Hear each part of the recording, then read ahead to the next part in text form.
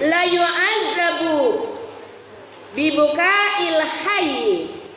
Silakan Bu Ati. Masya Allah. Sesungguhnya mayit itu akan disiksa karena tangisan orang yang hidup. Ya, saya ulangin ya. Sesungguhnya mayit itu akan disiksa karena tangisan orang yang hidup. Tapi Nabi pernah menangis ketika Sayyidina Hamzah wafat gugur di perang Uhud. Maka waktu itu di pangkunya pamannya tercinta dan Rasulullah SAW menangis. Sahabat-sahabat sampai bertanya, ya Rasulullah, engkau menangis ya Rasulullah? Tangisan ini adalah tangisan kasih sayang. Ya, jadi kalau sekedar menangis tangisan kasih sayang nggak apa-apa. Yang nggak boleh tangisan ratapan disertai kata-kata yang mengandung tidak kerelaan kepada Allah. Gitu ya, Bu. Di sini Bu Rini sekali lagi, sekali-sekali maksud saya, sekali-sekali di depan. Ya, kembaran sini kembaran, sekali-sekali di depan. Mbak Len di sini Mbak Len. Mbak kembaran. Nah, sekali-sekali ketangkep basah.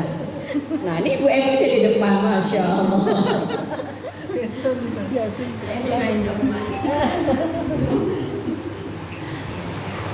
Nah, ini yang penipuan Bu. Jadi itu.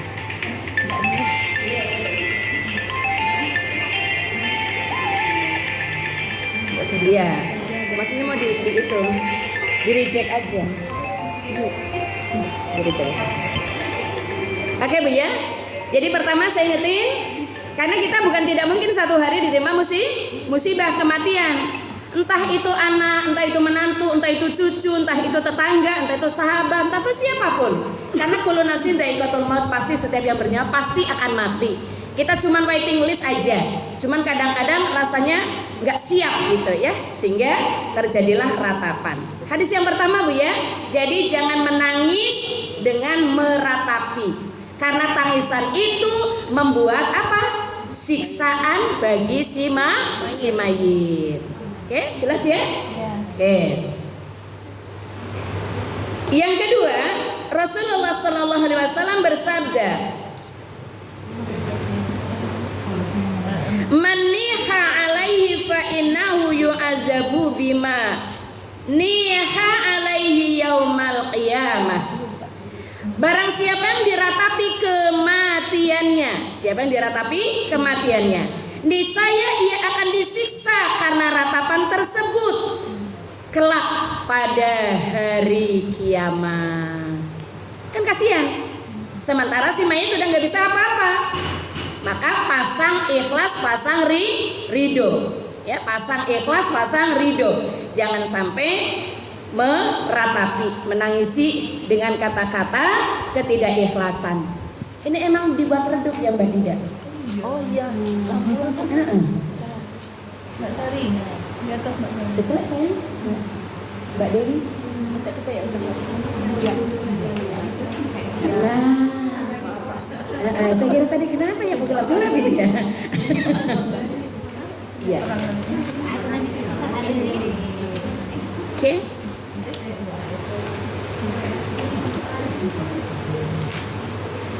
Ibu sekalian, ketika Rasulullah Sallallahu Alaihi Wasallam membaiat para wanita muslimah, maka beliau memerintahkan kepada mereka supaya tidak meratapi mayit. Jadi sampai dibaiat ya. Ini perempuan sampai dibaiat sama Rasulullah Sallallahu Alaihi Wasallam. Sebagaimana dituturkan oleh Ummu Atiyah radhiyallahu anha dalam salah satu hadis sahih, yaitu riwayat daripada Bukhari nomornya 1306. Rasulullah Sallallahu Alaihi Wasallam bersabda, "Ini bari'am minas shaliqah wal haliqah wasyaqah." Sesungguhnya aku berlepas diri dari wanita yang menjerit-jerit, meratap-ratap, wanita yang mencukur menggunduli rambutnya. Jadi perempuan gak boleh gundul. Dulu ingat ada artis, iya, yang main sepak bola, cewek, iya, ingat ya kan? Runagawati. Iya. Jadi wanita yang mencukur atau menggunduli rambutnya, serta wanita yang merobek-robek bajunya. Ya, jadi nggak ikhlas, nggak ridho ketika mendapati musibah. Jadi karena kecewa lalu gundul kepalanya, karena kecewa lalu robek-robek bajunya, menjerit-jerit. Itu jadi aku berlindung kepada perempuan-perempuan yang merobek-robek bajunya, menggunduli kepalanya, serta meratapi dengan tangisan yang menjerit-jerit. Adapun menangis dalam hal ini dibolehkan. Saya sampaikan seperti tadi, Rasulullah SAW ketika ditinggal wafat pamannya, yaitu Ibnu Abbas, ya, maka Rasulullah SAW juga menangis. Demikian juga ketika putra beliau Ibrahim. Jadi ada putra beliau Ibrahim, itu dari Maria Al-Qibtiyah, ya, dari Maria Al-Qibtiyah. Baru umur 2 tahun dia wafat. Kata Rasul sallallahu alaihi wasallam, sesungguhnya mata ini berlinang air mata dan hati ini bersedih, dan kami tidak akan mengatakan kecuali perkataan yang diridhoi Rabb kami. Sesungguhnya kami merasa sedih karena berpisah denganmu, hai Ibrahim. Jadi aku bersedih karena berpisah denganmu, wahai Ibrahim. Udah, ya nangis sebagai seorang ayah. Ya, itu jadi tangisan kasih sayang. Di hadis yang lain Rasulullah Shallallahu Alaihi Wasallam pun menangis ketika wafatnya Umamah binti Zainab. Umamah binti Zainab. Zainab binti Rasulullah Shallallahu Alaihi Wasallam. Artinya Umamah itu cucu dari Nabi. Dan ketika hal itu ditanyakan kepada beliau, wahai Rasulullah Shallallahu Alaihi Wasallam, apakah engkau menangis atau bukankah engkau telah dilarang menangisi mayit? Beliau menjawab, innama hiya rahmatan ja'alaha Allahu fi qulubi ibadihi wa innama yarhamullahu min ibadihi rahman. Sesungguhnya tangisan ini adalah tangisan kasih sayang yang dikaruniakan Allah pada hati hamba-hambanya, dan Allah akan menyayangi hamba-hamba yang penyayang. Jadi sekali lagi Bu, kita boleh menangis, tapi tangisan kasih sayang, bukan ratapan. Karena ratapan akan berefek kepada si mayit, tambah berat sisanya kelak di hari kiamat. Kemudian berikutnya, haram berihdad, maksudnya berduka lebih dari 3 hari. Saya ulangin, ini kita nggak boleh duka lebih dari 3 hari, apalagi sampai ulang tahun kesedihan. Oh sedih kok diulang tahunin, ya kan? Bayangin kalau haulnya nanti haulnya nenek, haul datuk, haul tetangga, haul mertua, haul cucu, haul semua. Habis hari untuk haul-haul. Hah? Raja bubur dia. Oh iya, raja. Ya.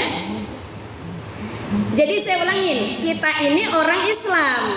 Ya, kalau sudah kata kita Islam artinya kan selamat. Selamatnya mau selamat dunia, selamat akhirat. Orang Islam panduannya pertama adalah Al-Quran, yang kedua adalah hadis. Kalau sesuatu tidak sesuai petunjuknya Quran, tidak sesuai petunjuknya hadis, maka harus kita tinggalin. Ya, ini hadis yang kita bahas hadis yang sahih semuanya ya Bu ya. Maka Rasulullah SAW mengingatkan kepada kita, menangis itu boleh, tapi tangisan kasih sayang. Yang nggak boleh adalah tangisan ratapan, apalagi sampai nggak ikhlas gundulin kepala, ngoyak-ngoyak baju, gitu ya kan? Oke, baik. Seorang muslimah haram berihdad lebih dari 3 hari karena kematian seseorang, kecuali karena kematian suaminya, maka diwajibkan padanya berihdad 4 bulan 10 hari. Mas Aida. Nah ya, jadi bagi ibu-ibu yang pernah ditinggal wafat suaminya, jadi nggak boleh tuh 4 bulan 10 hari nggak boleh ada yang mendekati, dan ibu nggak boleh keluar rumah. Macam mana pula yang PNS, yang ASN, Nah itu nanti ya bikin ini sendiri lah ya. Karena kecuali misalnya bisa mengajukan pimpinan work from home, ya kan sekarang boleh ya. Karena pertama kalau memang diajukan kita bisa bekerja dari rumah, itu akan lebih baik. Tapi andai kata tidak, karena perempuan itu sudah terikat oleh apa? Pekerjaan yang sudah disetandatanganin ketika dia kontrak, siap ditempatkan dimanapun di seluruh wilayah Indonesia.